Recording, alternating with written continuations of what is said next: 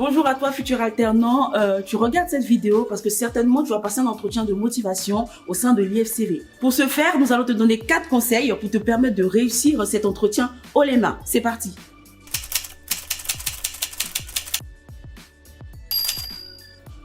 Conseil numéro 1, tu dois te préparer pour un entretien. Tu vas préparer ton CV en l'actualisant avec toutes les activités que tu as effectuées auparavant. Ensuite, tu vas le faire relire par un de tes proches pour éviter les fautes d'orthographe, car c'est très important de ne pas avoir un CV avec des fautes.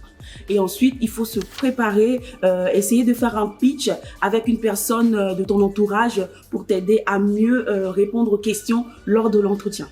Pour un entretien de motivation, il faut aussi préparer sa tenue. Donc, je t'invite à avoir une tenue professionnelle pour faire bonne impression aux chargés de recrutement. Pas de jogging, pas de jean troué.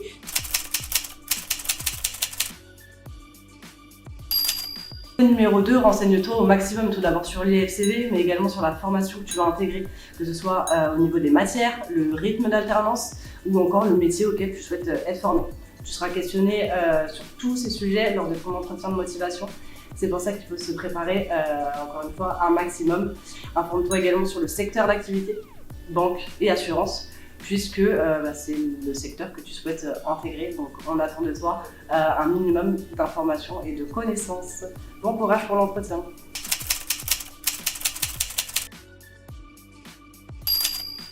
Se connaître. Connais-toi et surtout, sache te présenter. Lors de ton entretien, tu seras amené à parler de tes expériences passées et de tes souhaits pour ton avenir professionnel. Tu devras présenter ton projet professionnel en expliquant le parcours que tu souhaites suivre et pourquoi. Qu'est-ce qui a motivé ton choix? Quelles sont tes ambitions? Qu'est-ce qui t'intéresse? Et pose-toi les bonnes questions et prépare les bonnes réponses. Connais également tes points forts et tes points faibles. Sache que les points faibles ne sont pas rédhibitoires. Ce sont avant tout des pistes d'amélioration. Bonne chance à toi.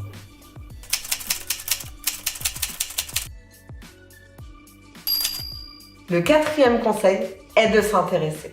En effet, c'est ton avenir professionnel qui est en jeu. Ainsi, je t'invite vivement à poser des questions. Tu peux poser des questions de type « Quelles entreprises, en ce moment, recrutent sur la formation en question ?» ou bien « Quel est le process de recrutement à l'issue de l'entretien IFCV ?» Ces questions seront bénéfiques puisqu'elles te permettront d'y voir plus clair et puis de fait, elles montreront tout ton intérêt auprès du recruteur.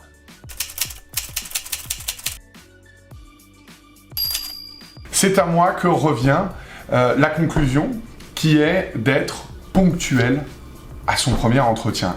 Évidemment, c'est la base, le fondamental absolu, puisque cela vous permet de donner une bonne première impression. Et puis surtout, ça démontre votre motivation, votre volonté de vous inscrire dans ce projet. Donc, venez avec la banane, comme vous êtes, et effectivement, ça nous donnera envie de poursuivre avec vous.